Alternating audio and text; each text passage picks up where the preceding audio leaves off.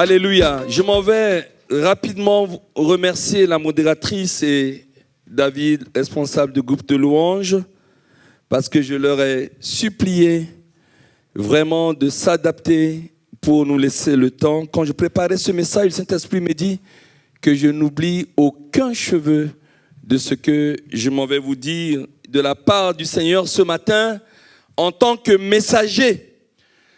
Un messager, c'est quelqu'un qui est porteur d'une nouvelle, porteur d'une information à chacun. Vous savez, la prédication, c'est un courrier. Un courrier que Dieu le Créateur, ton Père, envoie à chacun. S'il vous plaît, commencez à recevoir ce courrier, déchirez l'enveloppe et vous dites, qu'est-ce que Dieu veut me dire ce matin?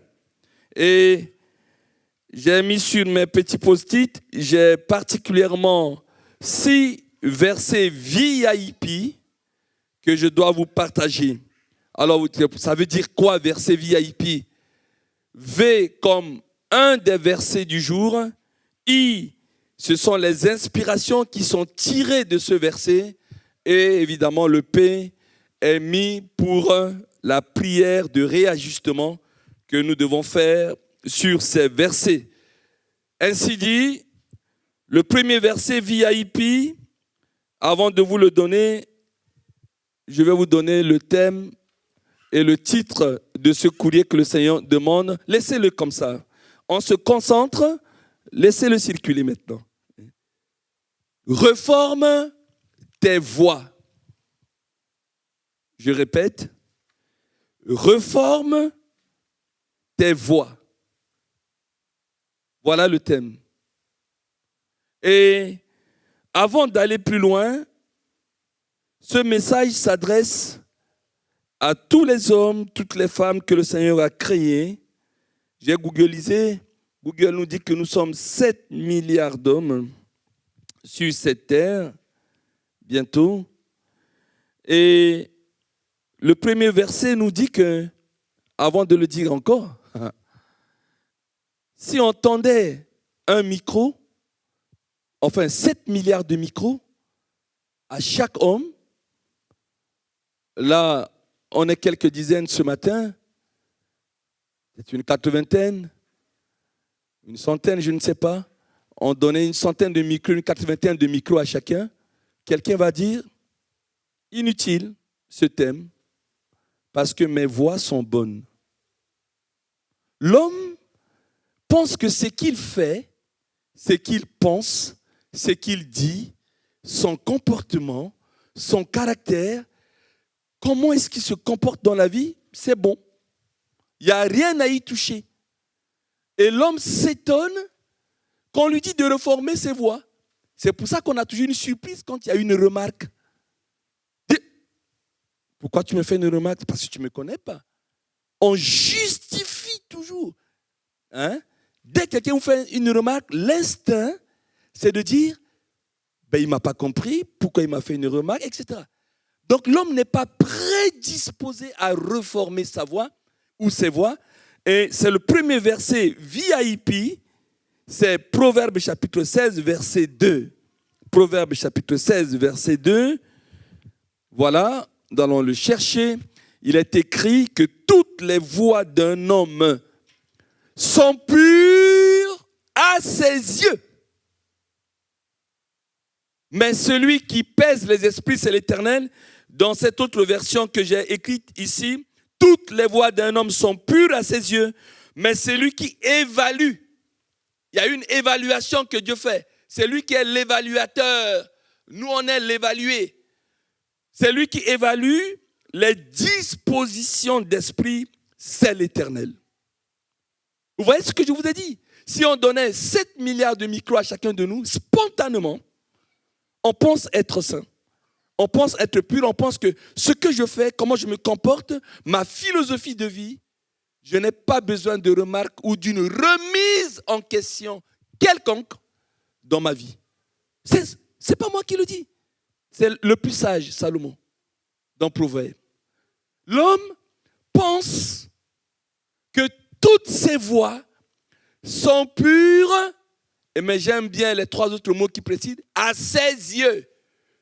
Pas aux yeux de son père, pas aux yeux de sa mère, pas aux yeux de son frère, pas aux yeux de sa sœur, pas aux yeux de ses amis, de ses cousins, de ses chefs, de ses voisins, de ses compatriotes, de ceux qui l'entourent dans son environnement. L'homme pense que à ses yeux, mes voies sont pures. Alors je ne comprends pas pourquoi on me fait une remarque. C'est parce qu'on ne me connaît pas. C'est pourquoi Dieu veut te dire ce matin, dans son courrier, il va commencer par les autres versets VIP que le Saint-Esprit m'a inspiré, te convaincre, et il va même te supplier que tu as besoin de te remettre en question. Et on va voir même les mises en garde pour quiconque ne réforme pas ses voies. C'est un message, oh, combien important. Combien important. Deuxième verset VIP, c'est Jérémie, verset 7, chapitre 7, verset 1 à 3. Jérémie, chapitre 7, verset 1 à 3, et j'espère que le micro ne va pas me faire défaut, parce que je dois m'avancer près de la porte pour lire ce verset. Jérémie, chapitre 7, verset 1 à 3. La parole qui fut adressée à Jérémie de la part de l'Éternel en ces mots, 2 points. Place-toi à la porte de la maison de l'Éternel. Les postures comptent. Quand on prie, quand on enseigne la parole de Dieu, les postures comptent. Moi, je ne suis pas collé par une grue devant. C'est pourquoi je me déplace. Je ne suis pas là pour faire un spectacle. Je suis là pour vous annoncer la parole de Dieu. Et je me pose là. Il est écrit au pasteur Jérémie, au prophète Jérémie, place-toi à la porte de la maison de l'Éternel. C'est-à-dire un dimanche matin, le culte commençait à 10h, Jérémie s'est placé à la porte, là où les gens entrent. Et là, publie cette parole. Laquelle? Laquelle parole? Et dit, écoutez la parole de l'Éternel, vous tous qui? Hommes de Juda. Nous, c'est hommes de l'Île-de-France. On n'est pas en Juda. On habite l'Île-de-France, c'est notre région. Hommes de Juda qui entrez par ses portes. Nous tous, vous qui m'écoutez si gentiment, si respectueusement. Écoutez la parole de l'Éternel, vous tous, hommes qui entrez par ses portes pour vous prosterner devant l'Éternel. Ce matin, par l'adoration, merci groupe de louanges, nous avons adoré. Nous nous sommes prosternés, même si nous ne l'avons pas fait physiquement, mais dans notre cœur, nous étions en genuflexion devant notre Dieu. Verset suivant. Ainsi parle l'Éternel des armées, le Dieu d'Israël. Reformez vos voies et vos œuvres, et je vous laisserai demeurer dans ce lieu. Ainsi parle l'Éternel des armées, reformez vos voies, et je vous laisserai demeurer dans ce lieu. Nous terminons toujours notre culte par le psaume 23, où David dit, j'habiterai dans la maison de l'Éternel jusqu'à la fin de mes jours. Mais vous savez, pour vous émanciper, pour rester dans la maison de l'Éternel jusqu'à la fin de vos jours, vous devez accepter de réformer vos voies. Sinon, tôt ou tard, vous quitterez les voies de l'Éternel. On devient renégat, on devient refroidi, parce qu'à un moment donné, pour rester dans la maison de l'Éternel, comme le dit, pour s'épanouir dans la maison de l'Éternel, le choix d'un seul maître s'impose. Vous savez, servir 2 maîtres à la fois, ça ne tient pas. C'est fugace, c'est pas durable. dans le chronos, dans le temps continu. Ça ne tient pas. Ce n'est pas possible. Toute ma vie, baptisé à 12 ans, 1978. Le 21 juin, j'aurai 55 ans. 7 petits enfants maintenant, et Saint-Yana vient de me rajouter encore 8 petits enfants. Voilà. Mais regardez, dès que je me suis baptisé, mon pasteur m'a dit quelque chose. Il m'a dit, toi Josué, depuis la République centrafricaine là-bas, tu aimes beaucoup Dieu, mais tu aimes aussi beaucoup le monde. Dimanche matin, tu es à l'église, et dimanche après-midi, tu es dans les balles des jeunes. Ce n'est pas mauvais, mais c'est ce que j'y fais dans ces balles des jeunes qui est mauvais. C'est la tendance à boire de l'alcool, tendance à se bagarrer, tendance d'une vie impure avec les filles, etc., etc. Et j'ai gardé cela jusqu'à 18 ans, 19 ans. Je suis venu en Europe. Ça, le Seigneur m'a poursuivi pour me dire, tu ne peux pas servir 2 maîtres à la fois. Il te faut faire un choix. Ou alors, tu reformes ta vie, tu te fiances, tu te maries, et tu suis mes voies en comptant sur moi, car de toi-même tu ne pourras pas. Et ce n'est que comme nous le disons, ils l'ont rappelé, le groupe de louanges, que ce livre de la loi ne s'éloigne pas de ta bouche, médite-le jour et nuit pour agir fidèlement selon tout ce qui est écrit. Car c'est alors que tu auras du succès dans tout ce que tu entreprendras, c'est alors que tu réussiras. Je vous assure, il n'y a pas un seul homme sur cette terre qui a dit « J'ai mis en pratique Josué chapitre 1 verset 8 et je n'ai pas réussi dans ma vie conjugale, dans ma vie familiale, dans ma vie spirituelle, dans ma vie professionnelle, etc. » Les versets sont là, mais si nous acceptons de reformer nos voies, le Seigneur tiendra à sa parole. Vous savez que le boulot d'un pasteur, ce n'est pas autre chose que ce que je suis en train de vous dire. Dans notre équipe pastorale, chaque pastorale, on rappelle cela. Nous n'avons pas un autre boulot que de dire à tous ceux qui entrent dans une église, reforme tes voies. Il n'y a pas une autre mission.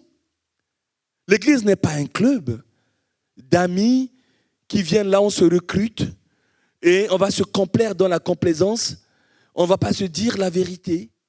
On ne va pas se dire ce que tu es en train de faire, va attrister notre Dieu et ça va ouvrir une porte à Satan de rentrer dans ta vie.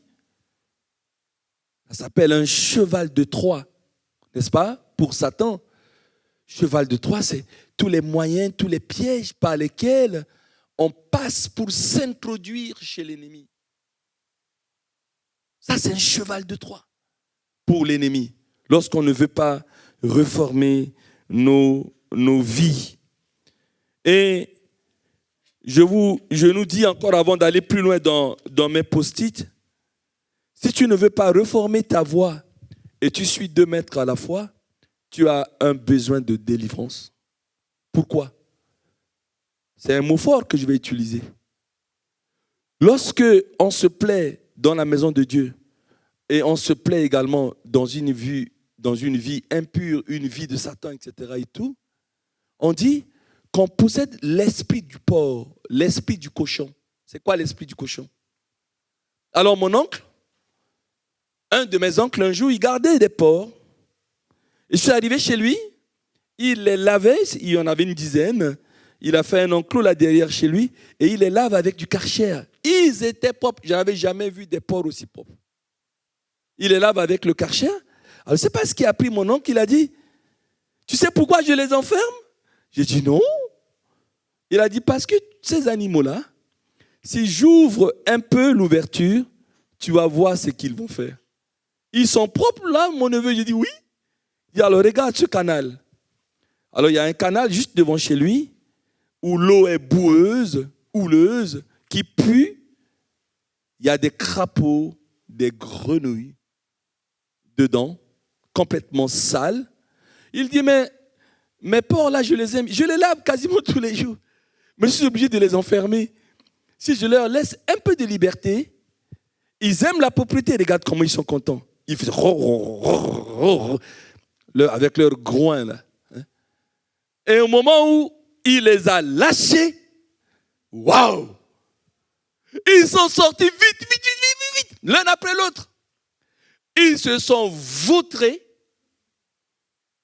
dans cette eau sale. Mais ils étaient aussi contents que je les ai vus, aussi souriants quand on les a lavés avec le Karcher. Et dans cette eau-là, ils étaient aussi, ils sont bien. Et mon oncle a dit, allez, on va les faire ramener pour les laver. Voudrait-il me donner une leçon? Maintenant que je suis prédicateur de la parole de Dieu, depuis 29 ans au moins, j'ai appliqué ça. Faisons attention à cela. Tu es un enfant de Dieu. Là, ce matin, tu as loué. Je louais son nom. Je louais son nom. Je suis un conquérant. Rendez-vous à 16h. Où tu seras? Si tu es quelque part, où c'est?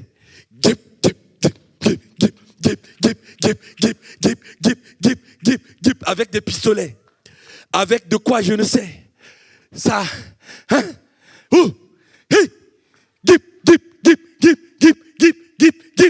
Tu es, on fait ton film et on te voit à 10h, entre 10h et 12h. Tu étais vraiment, tu dois être délivré sans méchanceté de ma part d'un esprit de cochon, d'un esprit de porc. Bien sûr, c'est un processus. Le baptême est un acte ponctuel, mais la sanctification est un processus. C'est pourquoi la Bible définit le baptême comme l'engagement d'une bonne conscience. Et après, dans la vie de tous les jours, tu comptes sur le Seigneur pour ça je laisse, ça je laisse, ça je laisse. Et c'est ce qu'on appelle la patience. Soyez patients avec tous. Moi, je n'ai pas retrouvé Jésus dans mon berceau. Je ne peux pas aujourd'hui prendre les pécheurs de haut. C'est pour ça que Acte 10 nous dit, ne regardez aucun homme comme impur. Ce que Dieu veut, c'est ta volonté, c'est ton cœur. De dire à Dieu, je veux te plaire. Tu m'as aidé, tu m'as renouvelé le souffle de vie. Comme le dit ma sœur Maria, elle a de la peine à exprimer toute la... Encore jeudi, à côté d'une pizza chez elle à Estin. Il dit, mais pasteur, elle avait cette larme de reconnaissance. Comment je suis né? Moi, quand je me suis fiancé avec mon époux, il dit, la première fois que j'ai voulu mourir, c'est quand je suis allé en province, moi je suis de la capitale, et j'ai demandé à un cousin chasseur, je veux découvrir ce que c'est que la chasse. Et on s'était perdu. De 10h à 19h, j'ai vu des serpents que je n'ai jamais vus. Je faisais pipi sur moi. Et là, je voyais ma mère, mon père, mes soeurs. J'étais mort. Il me dit, on ne pourrait jamais retrouver ça. Et quand tu as donné tes témoins, c'est un écho. Vous savez, quand on a mal à la dent, quelqu'un vous dit, j'ai une rage de dents, vous comprenez. Et je savais que c'était ma fin. Et quand tu dis, je me suis perdu, et j'ai dit à Dieu, si tu me fais retrouver le sentier du village, je m'engagerai, je me baptiserai, je te comprends. Parce que j'ai vécu cela. À la différence que moi, j'ai demandé à Dieu de garder mon père, ma mère, mes soeurs, parce que je vais mourir. Mais toi, tu es allé plus loin que moi. Tu t'es engagé, eh bien, avec lui, avec ce Dieu-là. Attention, Dieu nous prend au sérieux, mais nous aussi, nous devons être sérieux avec Dieu. Troisième verset VIP. Quelle est l'inspiration tirée de ce troisième verset? Proverbe chapitre 14, verset 12. Toi qui penses que tes voies sont pures, à tes yeux, Salomon va encore te dire quelque chose. Proverbe 14, verset 12. Telle voie paraît droite à un homme, mais son issue, c'est la voie de la mort. Dans ma version ici, il dit, la voie qui paraît droite à un homme peut finalement conduire à la mort. Vous voyez, c'est des versets qui parlent, je n'ai pas le temps d'aller plus loin, c'est juste une prédication. Toi qui penses que ta voix, racontez ce que vous voulez, c'est comme l'eau qui coule sur la plume d'un canard. Il n'y a personne qui dirige ma vie. Je sais ce que je fais. Je suis grand. On n'a pas besoin de me mettre des dogmes dans la tête. Vous qui me jugez, etc. Mais Salomon dit, mais telle voix, ça paraît droit à tes yeux. Toi homme, toi femme. Ben finalement, ça conduit à la mort. J'ai vu des gens qui pensent que Josué, depuis 1988, tu ne vois plus dans les boîtes de nuit. Tu ne bois même plus l'alcool, semble-t-il. Il semblerait même que quand tu manges, tu pries. Ils me ridiculisent, mes amis, mes collègues. Heureusement, j'ai été intelligent. Hein? Je n'ai pas été dernier à l'école. Sinon, ils allaient me mépriser davantage. Mais tu es dans une secte même. Ta vie là. Et puis 30 ans de mariage, tu es en train de dire oui, le Seigneur m'a fait grâce. Pendant 30 ans, j'ai été fidèle. N'importe quoi. Je ne sais pas quel ami vous avez. Hein? Et moi, mes amis, peut-être c'est parce qu'ils sont des intellos, peut-être, mais ils me ridiculisent. Que ma vie n'est pas bonne. Mais j'ai vu. Depuis 91, je me suis marié. 30 ans de mariage aujourd'hui. Le Seigneur a permis. Je ne leur souhaite pas ça. J'en ai enterré plus d'une dizaine. Mon tour viendra. Peut-être qu'on ne m'enterrera pas. Peut-être que le Seigneur m'enlèvera. C'est la Bible qui le dit. Mais j'irai un jour à côté de mon Dieu. Mais quand je vois leur vie, Dieu merci, avec mon épouse, je me rappelle encore dans cet hôpital à Versailles, celui qui était très lié à nous, mort de cirrhose de foie. J'ai dit, mais donne ta vie à Dieu. Reçois Jésus avant de mourir. Et là, il a dit, oui, cher collègue, cher ami, dis à ma mère que j'ai accepté Jésus. Et pendant que sa famille pleurait, je leur ai dit, il est à côté de Jésus. Comme le criminel à la croix. Mais moi qui suis encore vivant, il faut que je persévère. Je suis plus en danger que lui. Et vous, quoi? Lui, il est croyant. Il n'a jamais cru, il ne va pas à l'église. Mais si, je l'ai fait confesser. Je l'ai fait confesser. Dieu cherche un homme jusqu'au dernier moment pour qu'il soit sauvé. Et j'ai accompagné bien d'autres. Je me rappelle encore de cet ami, il a 5 ans de plus que moi, à l'hôpital de Pontoise. Quelques secondes avant qu'il ne meure, il a dit, Josué, dis à tous ceux que je connais, nous tous qui sommes venus au pays des Blancs, pour pouvoir faire les études. Moi, c'est fini, je vais mourir de VIH. Mais faites attention aux femmes. Il n'y a personne, aucune fille est venue me voir. Si ce n'est que ma cousine qui est venue de Lyon et vous qui êtes de Paris.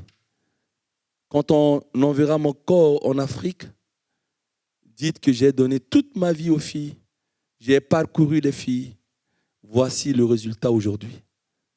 J'ai été diplômé, je n'ai rien fait avec. Tôt ou tard, ta voie qui paraît droite devant tes yeux, l'issue, c'est la voie de la mort, de la séparation éternelle avec Dieu. C'est cela. C'est une mise en garde dans ce 3e verset. Quelle affectueuse mise en garde. Je voudrais maintenant, ça y est, passer à la conclusion et passer en revue les différentes voies. Comment concrètement on peut reformer nos voies? Il n'y a que 2 tableaux, 2 colonnes. Pour reformer nos voies, 2 voies seulement existent. Il y a les voies charnelles et les voies spirituelles. On va passer en revue. Toi qui penses que ta voie est droite. Galates chapitre 5, versets 19 à 21, dans la version parole vivante. Galates chapitre 5, versets 19 à 21. Et félicitations Ange. Tu as dit, ne me donne pas les versets avant. Tu me les donnes au fur et à mesure, comme ça je vais m'exercer. Merci pour tes progrès spirituels. J'ai regardé le replay cette semaine, j'ai été touché de comment tu as l'idée, Galates chapitre 5, versets 19 à 22, comment tu as l'idée dimanche dernier. Je voyais cela, tu étais là, tu dis, Tantine Irène, même si tonton est, voilà, intubé, prends la foi. J'ai dit, mais c'est ma fille là. J'ai encore bien regardé. C'est Ange. Mais dis donc. Mais continue comme ça, il n'y a pas d'âge. Paul a dit que personne ne méprise ta jeunesse. Et là, tu t'exerces encore. La version comment? La version parole vivante, ça bug. J'ai pris mes dispositions. Hein. Vraiment. Est-ce que j'ai la parole vivante ici? Bon, même si on n'a pas, c'est pas grave. Voilà, ça bug. Mais on va aller avec ça. Parce que la parole vivante a décortiqué plus encore que ça, vous le lirez à la maison. Vous voyez, les voies charnelles sont manifestes. Ce sont l'impudicité, l'impureté, la dissolution, on continue, hein? L'idolâtrie, la magie, les inimitiés, les querelles, les jalousies, les animosités, les disputes, les divisions, les sectes, l'envie. Lorsque tu es envieux, vous avez des gens, Dieu les bénit, ils ne regardent même pas la maison que Dieu leur a donnée, ils ne regardent même pas le travail que Dieu leur a donné, ils ne regardent rien, mais ils regardent toujours les autres. Moi, je suis étonné des gens que Dieu a bénis tellement dans leur vie, mais ils sont envieux chaque fois que toi, tu as une voiture qui est encore moins qu'eux. Hein?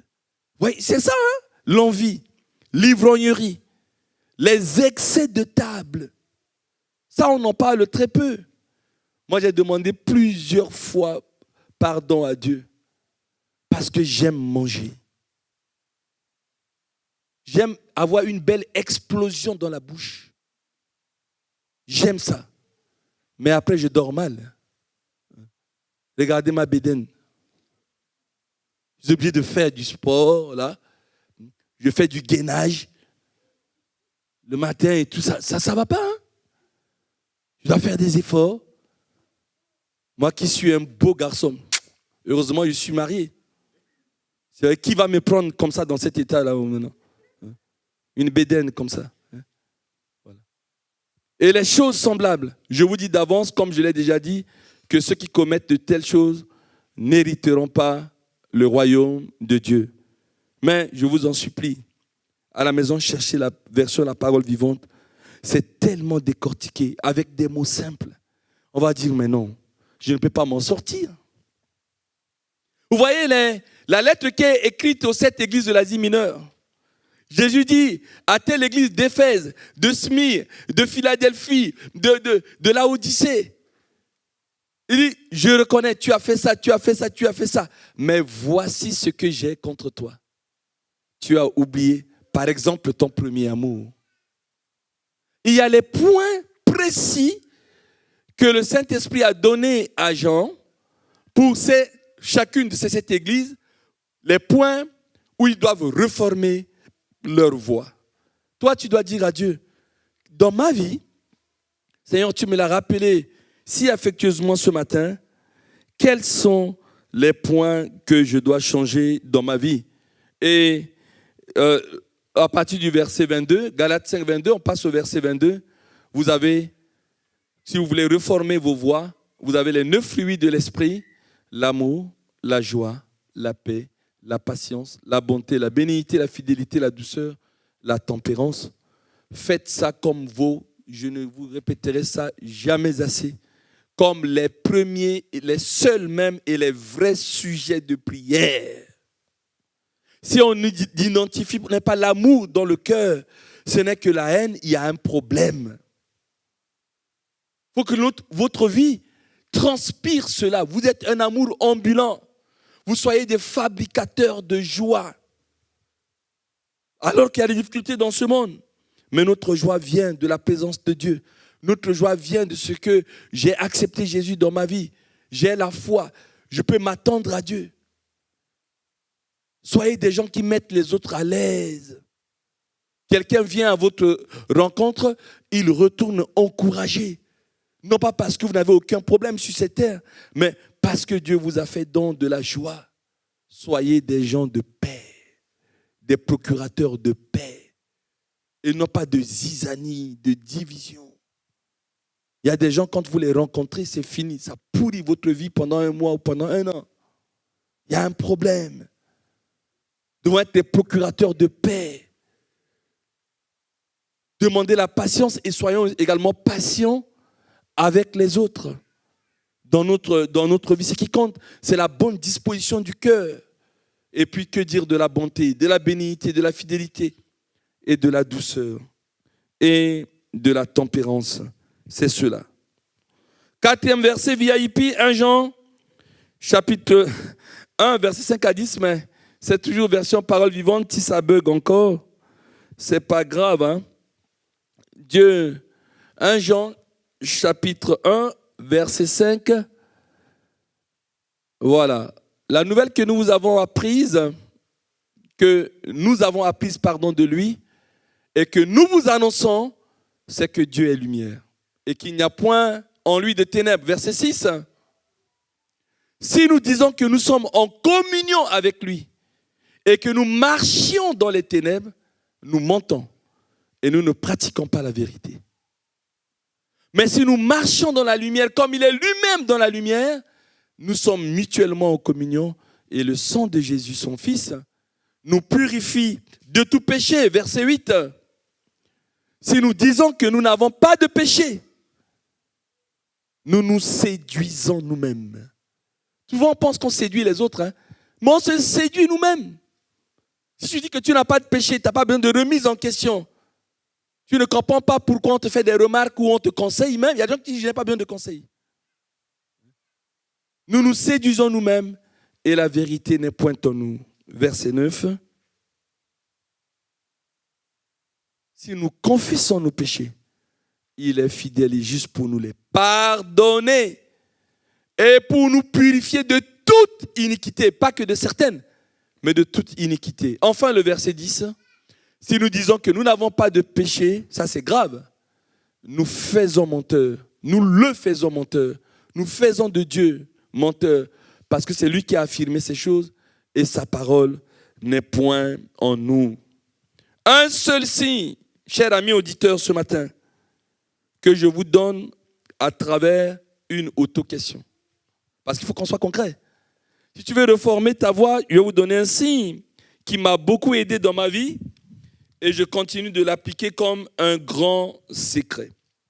C'est de vous poser la question, est-ce que ce que je fais en secret, est-ce que ce que je pense en secret, est-ce que ce que je pense P, est-ce que ce que je dis en secret, mes paroles en secret, D, et ce que je fais en secret, ça donne PDF.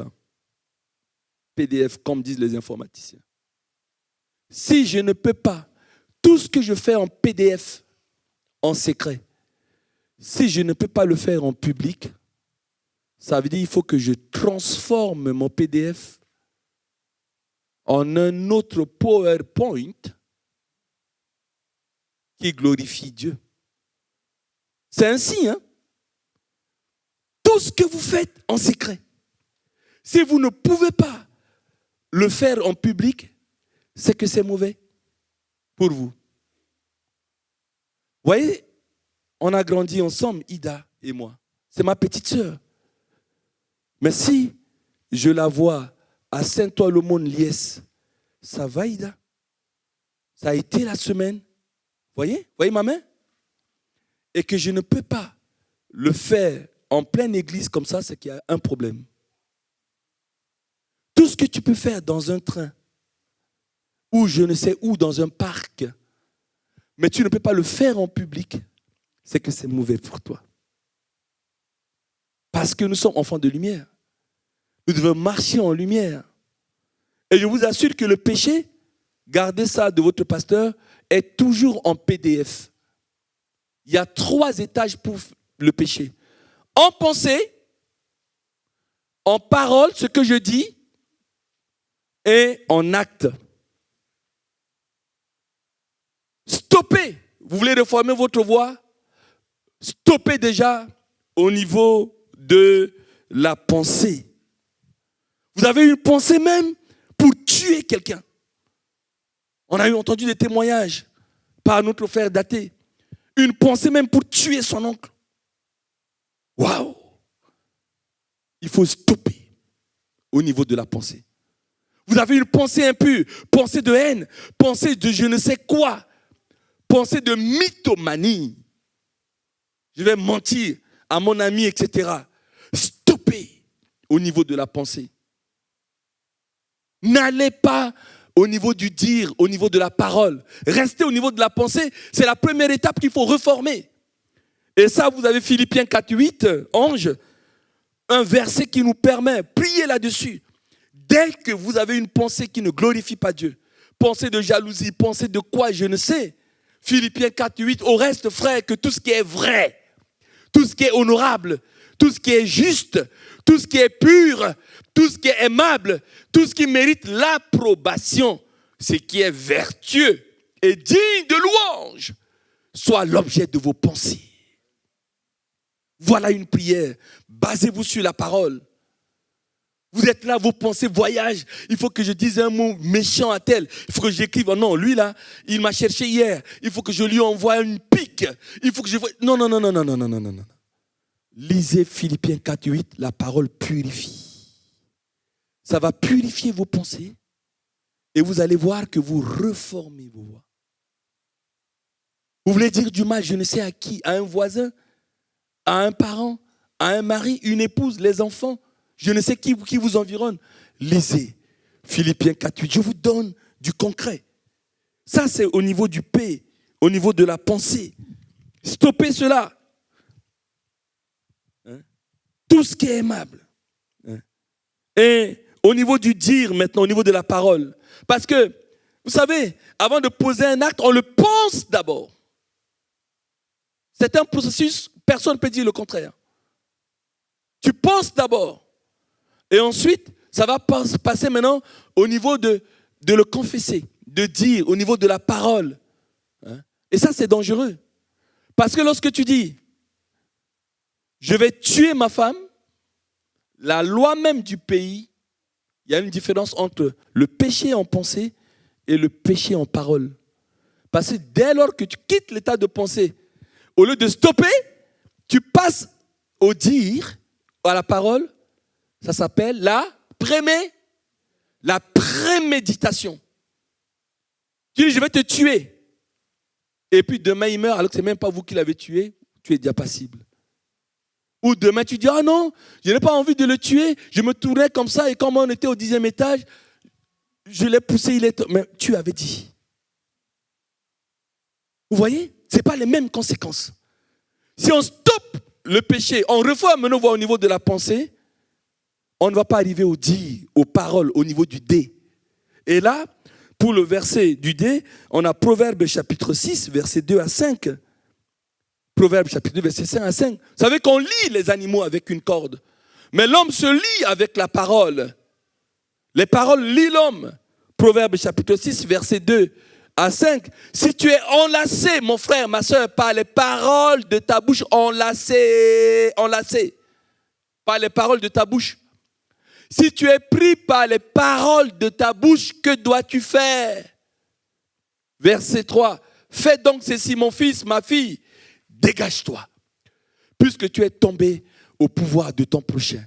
Va, prosterne-toi, fais des instances auprès de lui. Verset 4. Ne donne ni sommeil à tes yeux, ni assoupissement à tes paupières. 5. Dégage-toi comme la gazelle de la main du chasseur, comme l'oiseau de la main de l'oiseleur. 6. Va vers la fourmi. Bon, voilà, vous pouvez continuer le reste. Moi, je vous dis, l'Église est un centre d'entraînement au combat. Le chrétien est un soldat de Jésus. Quand vous venez à l'église, on vous donne les moyens pour vous aguerrir. Moi, je dis aux chrétiens, pourquoi tu continues dans cette voie? Ah, mais pasteur, papa, mais tu vois, cette femme, cet homme, j'ai donné ma parole. Quelle est ta parole? Je ne le quitterai jamais. Quitte-le! Pourquoi tu ne le quittes jamais? Dégage-toi comme la gazelle. C'est marqué. On lie les animaux avec la corde, mais l'homme se lie avec la parole. Je peux te dire oui, j'irai avec toi poser une bombe à 14h. Je ne sais pas ce qui m'a pris. Et à 11h, j'entre en moi-même. À 12h, je réfléchis. Il vient de dire à mon ami dans le sous-sol de Marcouville que je dois aller. On est en complicité. Mais moi, il y a trop de conséquences. Je vais me dégager de ça. Mais je les appelle, ils ne me commandent pas. Ils disent, allez déposer vos bombes, mais je ne viens pas avec vous. Poltron, lâche. Il dit, il y a des moments dans la vie, il faut être lâche. Mais tu fuis? Oui, je fuis. Mais tu n'es pas courageux. Mais je suis intelligent. Il faut fuir parfois des choses. Tu es en train de parler, tu donnes un rendez-vous, je ne sais à qui, pour faire quoi? Après, toi-même, tu te dis, ce rendez-vous-là, si j'y vais, je ne m'en sortirai pas. Mais fuis. Tu dis, je reviens sur ce que je t'ai dit. Ah bon? Mais tu n'es pas un homme de parole? Non, je ne suis pas un homme de parole. Parce que qu'est-ce que c'est un homme de parole? Tout le monde est homme de parole. Tu dis une parole, après tu l'évalues, cet esprit te parle, tu dis, c'est pas bon, tu reviens dessus. Tu te dégages. Pourquoi on n'est pas se dégager? Et on se dit, non, on a donné nos mots, nos paroles, etc. Dégage-toi, un point trait. Prie. J'ai dit oui, après je dis non. J'ai dit non, il fallait dire oui. Le Saint-Esprit revient en moi, je dis oui. Mais tu as dit que tu t'en foutais de moi-même. Non, là maintenant, je ne m'en fous plus de toi, je t'aime, tu es la femme de ma vie. C'est tout. Avec tout ce que tu as dit, oui, mais je me suis dégagé. C'est cela, transformer son PDF. Transformer son PDF. Parce que le PDF en informatique, on t'envoie un CV en PDF, tu ne peux pas changer. Mais moi, j'ai demandé au pasteur Daniel, montre-moi comment on change le PDF. Il m'a montré. Je sais très bien comment changer un CV en PDF. Je change en Word ou en plein de trucs. Pourquoi rester en PDF? Change! Non, c'est un PDF, pasteur. Change! Non, on ne peut pas. Informatiquement, c'est un PDF, mais spirituellement, on peut le faire. Et même informatiquement, on peut le transformer. C'est tout. Voilà. Il est l'heure, mais je ne dois perdre aucun. Pour le F, les actes. Psaume 51, verset 1 à 6, je ne dois perdre aucun. Et le Seigneur vous le rendra. Un avant-dernier verset. Psaume 51, verset 1 à 6. On voit David qui est passé en pensée, qui est passé au dire, et il est passé aux actes. En fait, le roi David, il était dans son royaume, dans son palais, et puis, en pensée, par sa vue, il voit une femme en train de se laver. Elle voit le corps et tout. La pensée passe maintenant par le dire et par la parole. Au lieu qu'il stoppe, il n'a pas stoppé. Il vient et dit, la femme là, qui se lave là-bas, c'est qui? Et ses gardes-corps lui ont dit, mais c'est la femme de Uri, le capitaine Uri là. Ah bon? Chut, mettez-le au front office du combat. Comme ça, il va être tué. Envoyez-le au combat. Il est passé de pensée, on dit, on a envoyé Uri au combat, il est mort. Et comme il est mort, un roi, mais il a le droit de se marier avec une veuve. Donc il va prendre maintenant la femme de Uri qui s'appelle Bathsheba Il est au niveau de l'acte. Il a passé le PDF. Il ne l'a pas transformé. Et du coup, il vit avec cette femme. Dieu envoie Nathan. Il dit, tu vas voir, cet homme, il n'a pas transformé son PDF. Et Nathan, il dit, mais roi, il y a un problème. Lequel? Il dit, il y a 2 voisins là. Il y en a un qui a 500 brebis. Et l'autre, il n'en a qu'une brebis. Et quand il a reçu un invité, au lieu d'offrir sa brebis, une de ses 500 brebis à son invité, celui qui a 500, il vient prendre la seule brebis de son voisin et il offre à son invité. Il n'avait même pas terminé. David a dit, cruel! Cruel! C'est qui cet homme? Il faut le tuer. Il a dit, qui est cet homme? David a dit, qui? C'est inadmissible. Il a dit, c'est vous. Vous êtes le roi. Vous pouvez avoir 500 concubines. Mais Uri n'a qu'une. Vous êtes venu prendre la seule.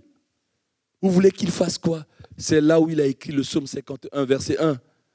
C'est parti. Ça, c'est un psaume qu'il composa lorsque le prophète Nathan vint chez lui, après qu'il eut péché avec Bathsheba. Verset 3. Aie pitié de moi, ô Dieu, dans ton amour, fais-moi grâce. Dans tes grandes compassions, efface mes transgressions. Verset 4. Lave-moi de toute faute, nettoie-moi de mon péché. Car je reconnais mes torts et la vue de mon péché reste toujours devant moi. Verset 6. Envers toi seul, j'ai péché. J'ai fait le mal à tes yeux. Tu es juste quand tu parles. Tu as raison quand tu juges. Je suis né chargé de faute. Non. Lisez à la maison. Si tu es passé de P à D, ensuite de D à F dans les faits, ne te laisse pas condamner. Lis le psaume 51, c'est le Dieu de pardon. Moi, je ne prêche pas pour te condamner, c'est pour te montrer les moyens pour que tu puisses t'en sortir. C'est tout.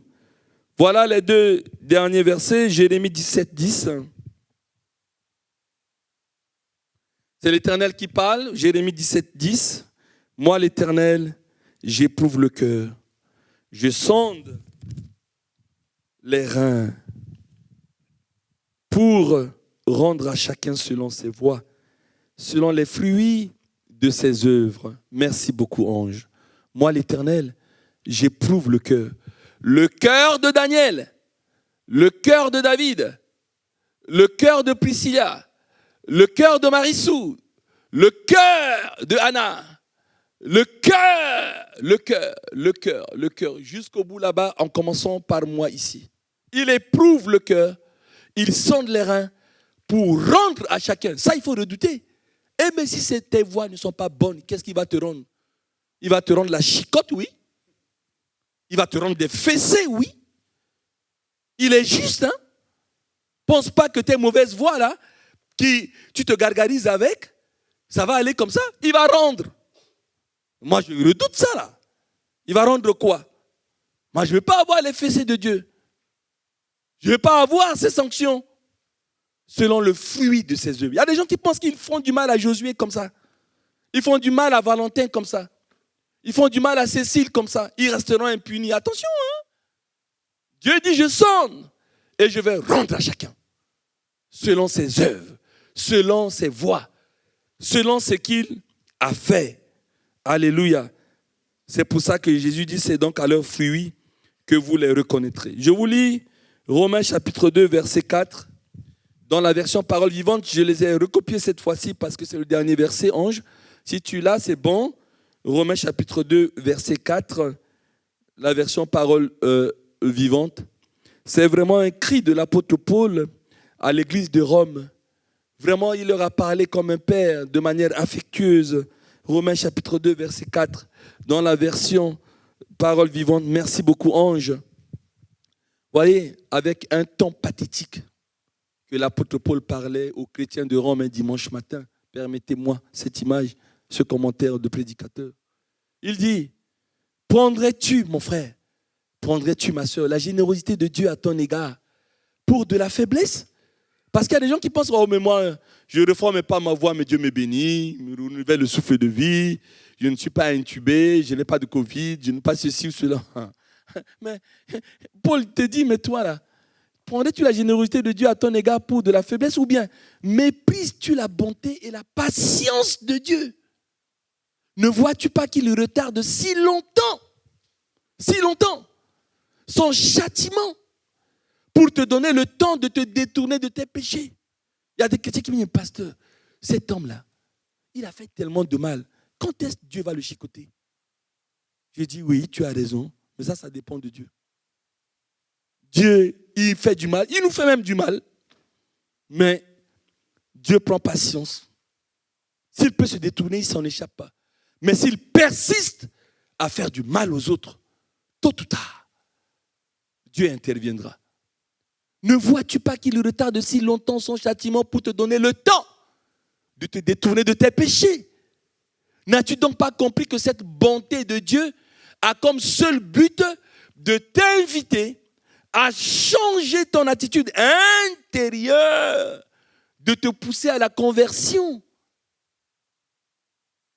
Voilà les différentes questions que ce verset nous pose.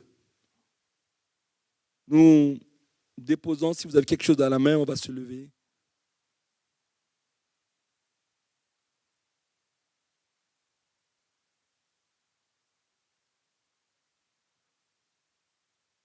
Vous savez, on ne va pas le lire, mais je vous le lis.